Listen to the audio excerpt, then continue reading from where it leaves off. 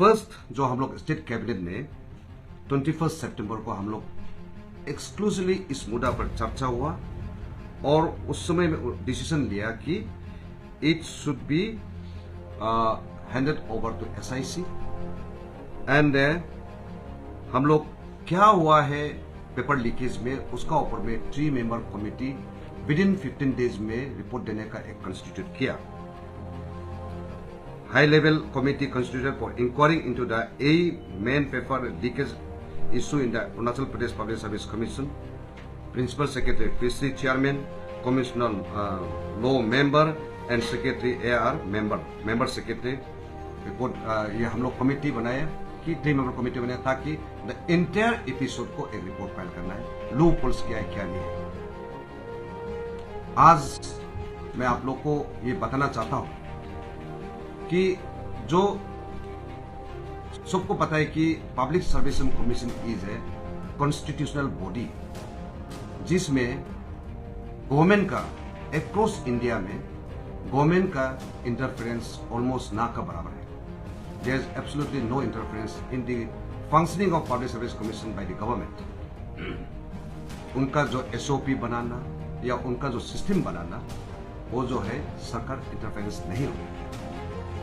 But then, at this point of time, after this unfortunate episode, सरकार ने ये लगा कि कहीं ना कहीं वहाँ SOP में लूपहोल्स हो सकता है। Therefore, government have constituted a committee and SOP जो है हम लोग एक ड्राफ्ट बनाया and draft will be recommended to Public Service Commission for their due consideration. It is not imposing on them.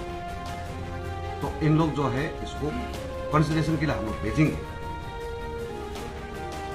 और उसके आधार पर the public service commission will may consider. और इस बीच में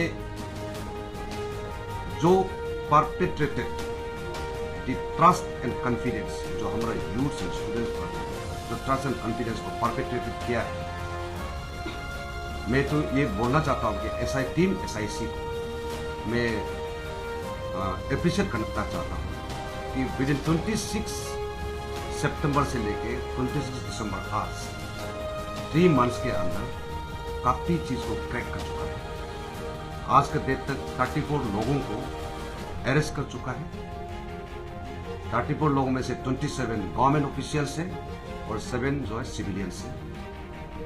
दे आर ऑल उन लोगों का और प्लस जितने भी गवर्नमेंट ऑफिशियल्स हैं, रिसेंटली जो कैबिनेट जो हम लोग बैठा 21 को कि जितने भी जो अरेस्टेड गवर्नमेंट ऑफिसर्स है उनका ऊपर में डिपार्टमेंटल इंक्वायरी के आगे जो एक्शन लेना है या कुछ जो लेना है वो इमीडिएटली लेना है बोलकर स्टेट कैबिनेट ने निर्णय ले चुका है।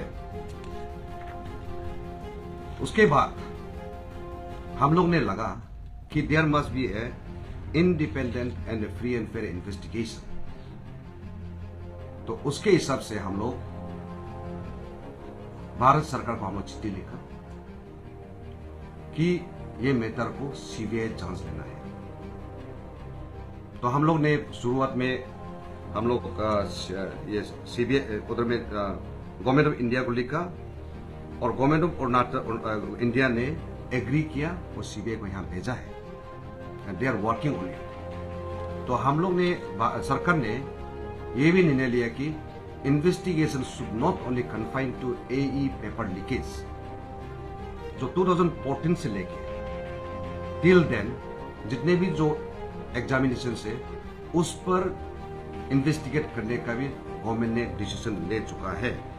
और उसमें जो second meeting of the state cabinet held on 13 October 2022 उसमें हम लोग भेज दिया और प्लस गवर्नमेंट ऑफ इंडिया ने एग्री किया to send the CBI and CBI took over the case on 26th October.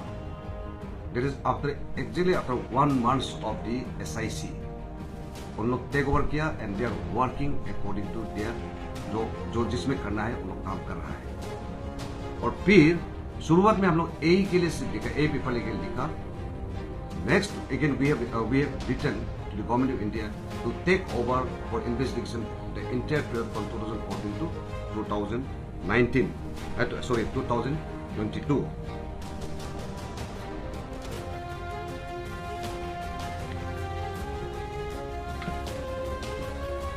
और बाकी जितना जो ये जो स्टेट गवर्नमेंट ने एक रोबस्ट कमीशन बनाने के लिए, एक transparent and very effective commission बनाने के लिए, जो आगे में एक कमीशन में एक कमीशन का एक कैडर होता था, एम्प्लॉय जो है, वो कैडर को भी हम लोग हटा दिया। ओवरहॉलिंग प्रोसेस शुरू हो चुका है, काफी लोगों को पोस्टिंग किया है।